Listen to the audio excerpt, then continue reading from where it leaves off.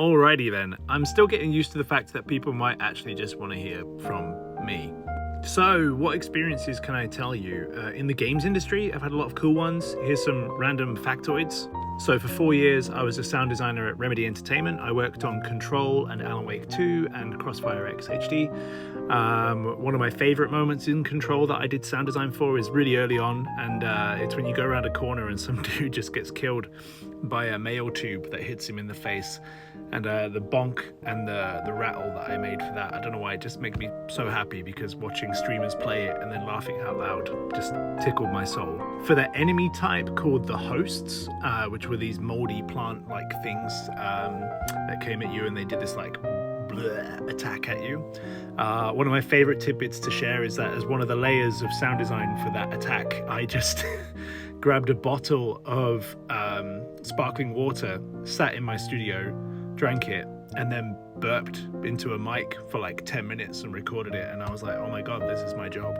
Oh, and another fun fact about that one is that there's a scene in Control, I don't want to spoil it, but I think it's in the DLC, where you hear sauna sounds, and like you're walking through an area and you hear sauna sounds, and like some and then some like whipping of birch leaves.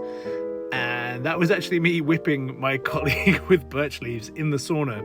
But of course we couldn't really have the sauna on too hot, and we couldn't go in there, we had to go in with the equipment. So it was really funny because there's like a community person there recording, and then we're in jeans but topless because it's hot and pouring steam, and then he's bent over in front of me while I'm whipping his back, and I'm like, yep, just another day in the office. Voice acting wise, oh man, there's so many stories. I did a sex scene very early on in my career as part of an indie video game in front of two lady mentors of mine in the industry.